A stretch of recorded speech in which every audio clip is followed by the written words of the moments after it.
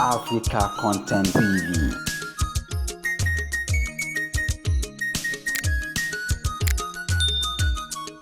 Mama gba ṣàlékú àdúrà kí ẹ̀dùn màṣẹ̀kú ní ẹsẹ̀ kó tó lè yọ ayé kò tó dání ẹ̀ máa torí kí táyé tó dẹ̀ ní ayé náà torí tó wá kan bí owó àójú rí tó kíkìrì ń tó jọba níjú iṣẹ́ táyé tó máa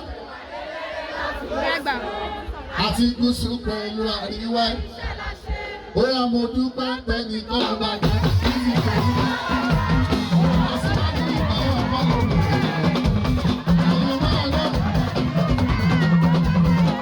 ó bẹ̀rẹ̀ láyé ní ọ̀dà ọ̀dà ní ẹni tó bẹ̀rẹ̀ ẹni tó ní ọlẹ́dà yóò síwájú bẹ̀rẹ̀ ọmọlẹ́lẹ́ àwọn ọmọ ọ̀dà lọ́yà ní ọ̀dà.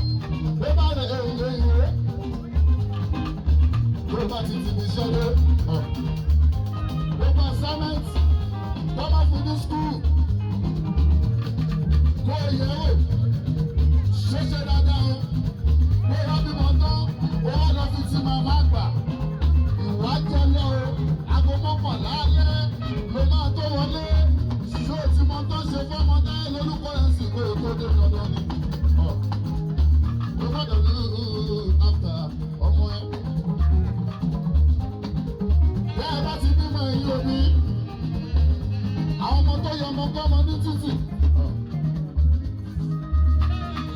Ẹ̀yin òbí tí yín ló pọ̀ bẹ̀. Ọmọ mi àrítọ́jú àríkíọ́rì. Àìwé nígbà wí. Bóyá tí màmá bá ń lọ síbi iṣẹ́, á lọ fọmọ síbi kan. Lọ́sùn láwọn àgbàlagbà mi tó fẹ́ pé wọ́n máa tọwọ́ bọmọdé lára ni. Ìyá àkọ́kọ́ ìkejì táyé. Ẹ jẹ́ kó máa máa jẹun lásìkò tó yẹ kó jẹun wọn. Torí débi máa ń bọmọ mi, ó máa máa wáì. Ìtumọ̀ ó máa máa burú sínú. Ara máa kọ́. Tọ́lá ọdún ni ẹ̀ kò ní lè sọ pé mi ló ń pa òun. Ìyẹn ló bẹ̀rẹ̀ ó máa jẹ́ owó máa ẹ̀. Àti ìgbé mi ṣẹ́ndìrì.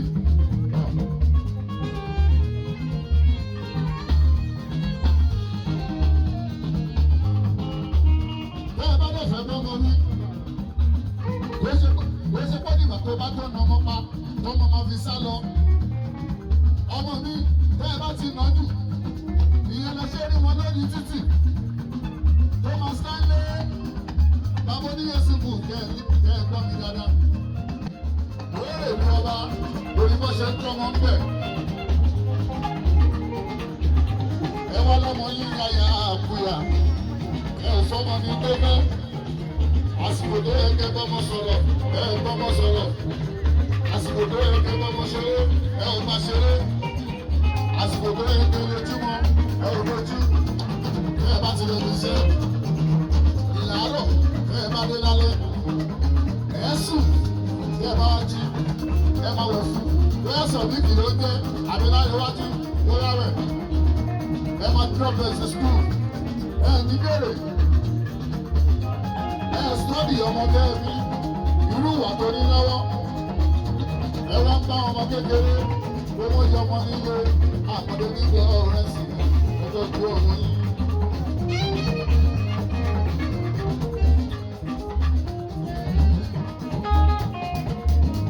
Ọmọ lásán láyé, ọmọ lásán, ọmọ lásán láyé, ọmọ lásán, ọmọ lásán láyé, ọmọ lásán, ọmọ lásán láyé, ọmọ lásán.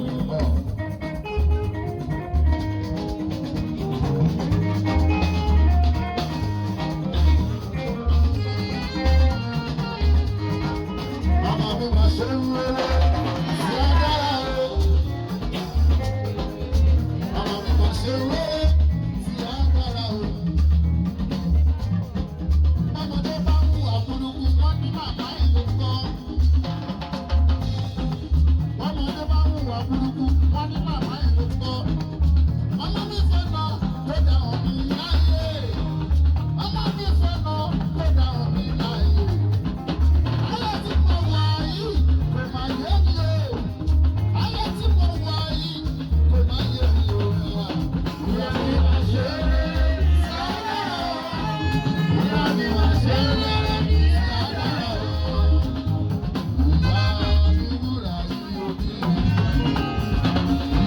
Ìyá kò ṣe fún wa.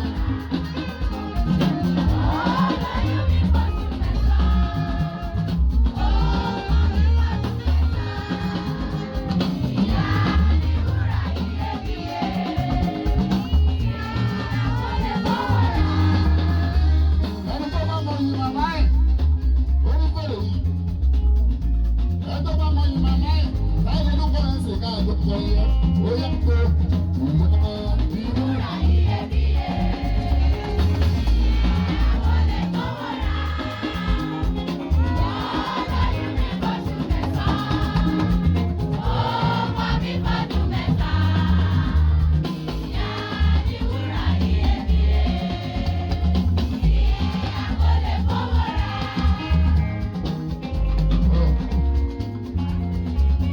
ó kẹ́kọ̀ọ́ náà máa kọ́. Fọlọ́ yìí, kò fi kí màmá ẹ̀ náwó sókè. Ó yẹ kó láì, ẹ̀rọ láì. Ìyá mi wúrà yìí òbí mi.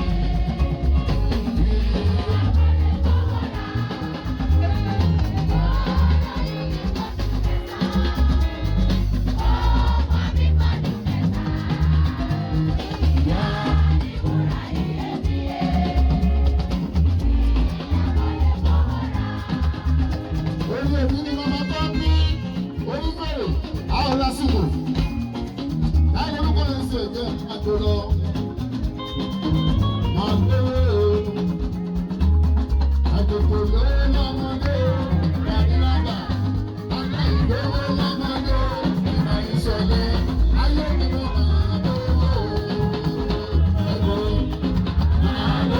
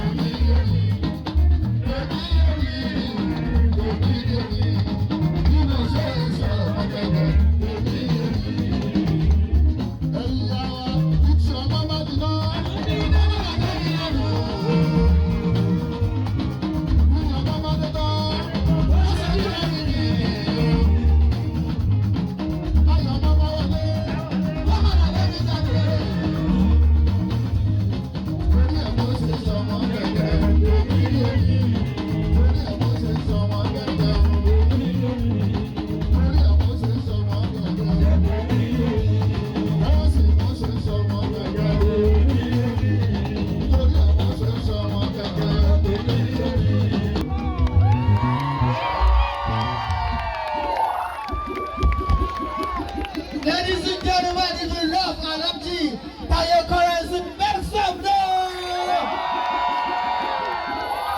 Ọba ìyá òbí náà wà ní àmàtìyẹ́ lóòótọ́ yíyọ.